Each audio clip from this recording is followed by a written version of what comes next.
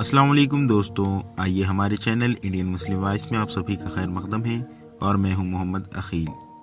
कुरान की शुरुआत जिस आयत से हुई उसका पहला लफ्ज था इक़रा, यानी पढ़ो। मुसलमान बहुत पढ़े।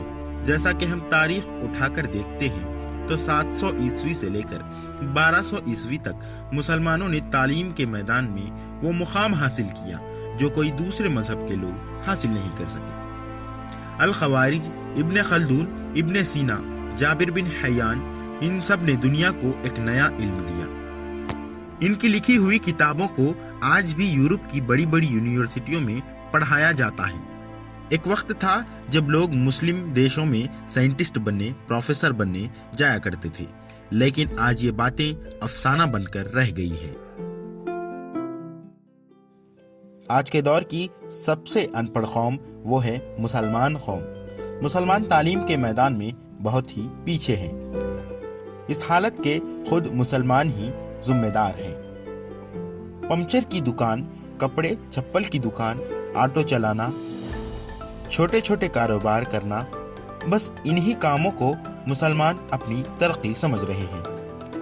अगर खर्चा बढ़ गया तो सऊदी या दुबई जाने को तरजीह देते हैं। आज हिंदुस्तान में न मुसलमानों की कोई सियासी जमात है, न इनका कोई रहनुमा है, न कोई इनके वकील है, न कोई बड़े डॉक्टर या इंजीनियर्स हैं। है तो बस मुसलमानों की मीट की दुकानें, बिरयानी के ठेले, पंचर की दुकानें। इस तरह आज मुसलमान कमज़ोर होते जा रहे हैं। सच्चर कमेटी की रिपोर्ट के मुताबिक जो 2006 को सामने आई, उसमें कहा गया कि मुसलमान दलितों से भी पीछे है। नौकरियों में मुसलमानों का फीसद ना के बराबर है। मुसलमान पढ़े लिखे ही नहीं होते, उन्हें नौकरी कौन देता है। हिंदुस्तान में मुसलमान 14% है।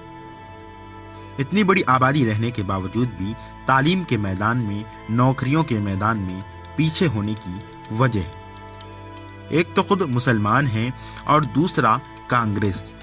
70 साल हुकूमत करने वाली कांग्रेस सिर्फ मुसलमानों के वोट बैंक का इस्तेमाल करते रही।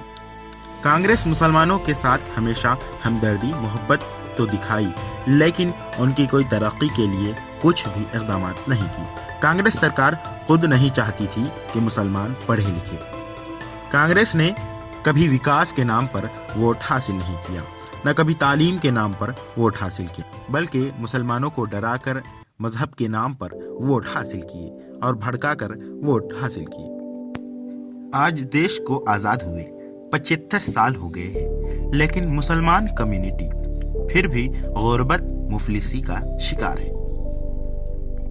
आज हुकूमत को मुसलमानों की जानिब तवज्जो देने की ज़रूरत है। उस रिपोर्ट के जानिब तवज्जो देने की ज़रूरत है जो 2006 में सच्चर कमेटी ने पेश की थी।